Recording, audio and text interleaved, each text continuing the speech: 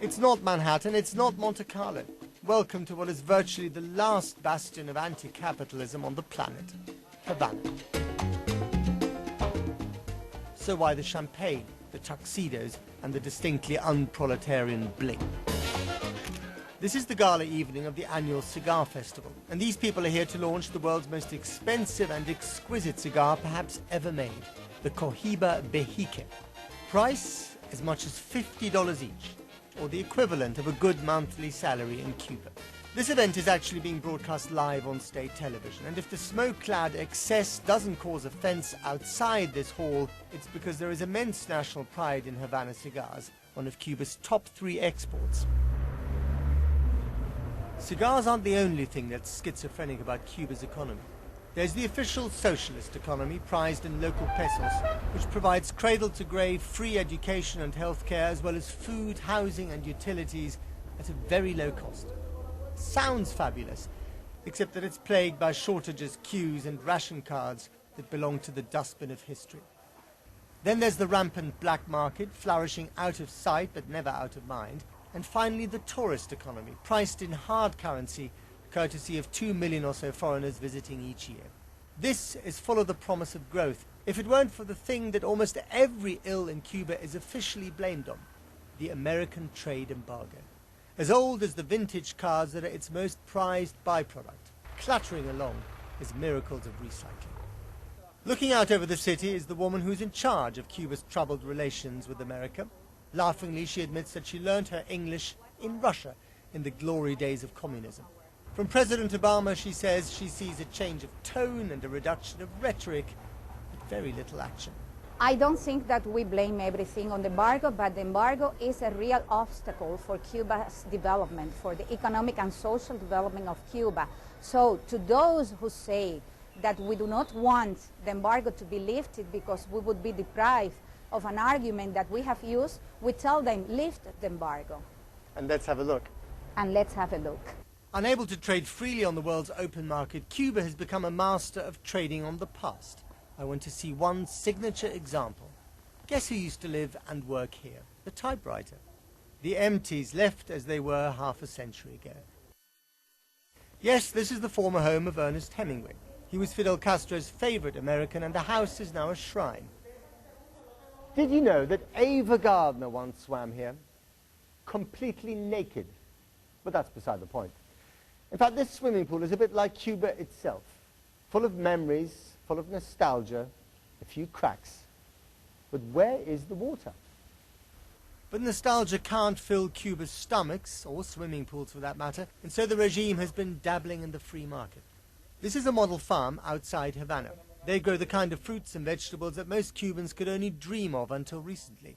The farmers don't actually own the land, but it is leased to them for their use, and here's the key, for their profit. The man in charge couldn't refrain from boasting. He who's prepared to work the land, he told me, and gets the opportunity, can earn 4 times as much as a professional in the city. It's a radical thought, which is why the farm has to cloak itself in revolutionary zeal. Hence the freshly painted mural of Fidel Castro, and a shrine that honors both the fathers of the revolution and the farm's employees of the month. It is all thanks to this man, Raul Castro, Fidel's younger brother, who wants to turn Cuba into a mini China, open economy, closed politics. So these are the green shoots of a fledgling free market economy in Cuba. All, of course, couched in the rhetoric of the revolution with murals to match. But this is only a very small part of the overall economic landscape. Off to the town of Bejucal, where streets are paved with mud and young children steal onions, not for sport, but for necessity. Any doubts about how tough life in Cuba can be, just visit this grocery shop. There's no bread, the sign says. In fact, there's precious little of anything. But there is music. As time goes by, you can't make this stuff up.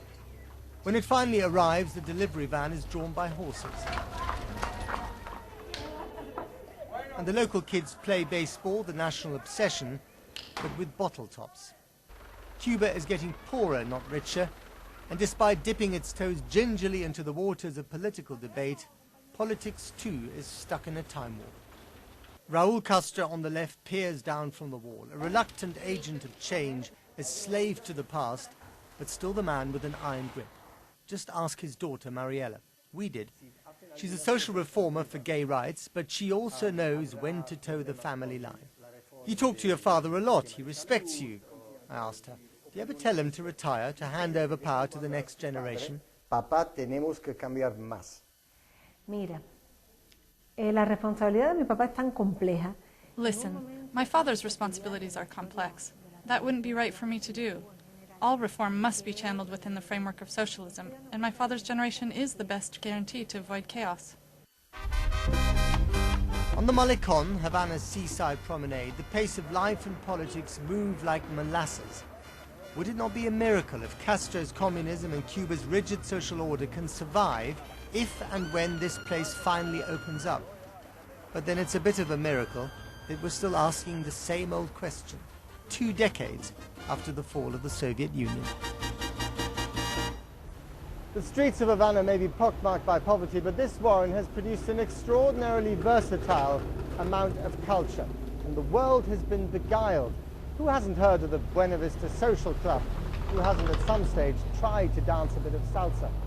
Mass culture, just as mass education, have always been pillars of the communist revolution here.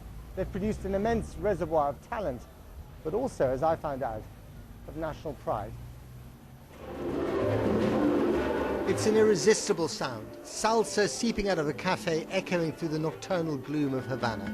The locals love it, the tourists can't get enough of it. This is the face of Cuban culture much of the world has come to cherish and expect. But did you know that Cuba is also producing a whole generation of Billy Elliots? This is the Havana Ballet School, and the playground is full of boys doing what boys don't usually do in playgrounds.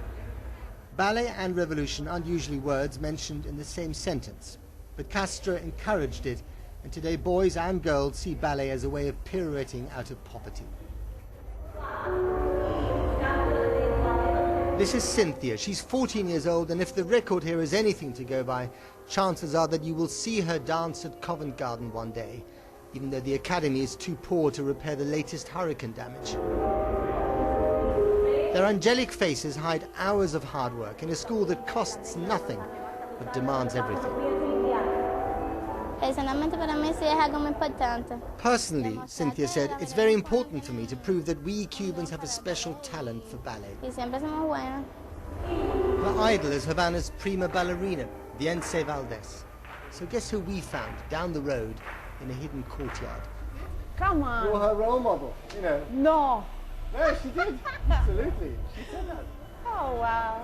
That's cute. Want to know why she's been the prima ballerina here for almost a decade? Watch this.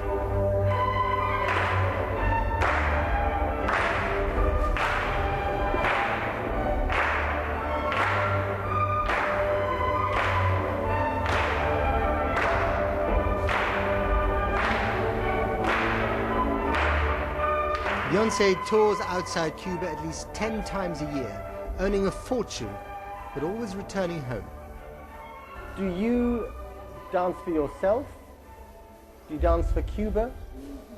Do you dance for your ballet company?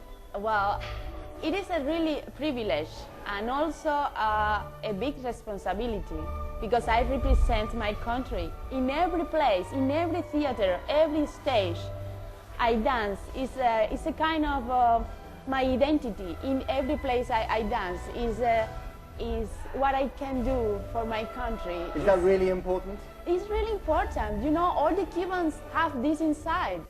There are so many aspects of Cuban culture that are surprising, but perhaps the most surprising of them all can be found inside this former palace. Before the revolution, the lavish home of a sugar baron. Since the revolution, a factory of cigars, Cohiba, the very finest, each sold in London or Hong Kong for the equivalent of a monthly salary. Ever wondered what makes them so special?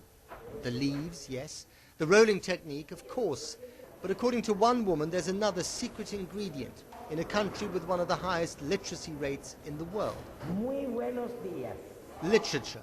on the loudspeaker. Saida is the official reader at this factory. The party newspaper in the morning, novels and poetry in the afternoon. Eso se ha comprobado. Look, she told me, the psychologists have proven it. Hearing fine words improves the quality of the work here. En el sector tabacalero. Disagree with her if you must. But Cuba's extraordinary culture is also a glorious byproduct of a society that is still pitifully short on the distractions of choice and prosperity. For better and for worse, Cuba is stuck in a time warp. It is one of the reasons why 2 million or so foreign tourists flock to this country every year.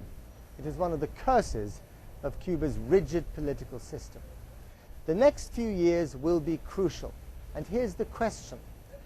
Can one of the last genuinely communist societies open up to the rest of the world while still being run by the generation that started the revolution more than half a century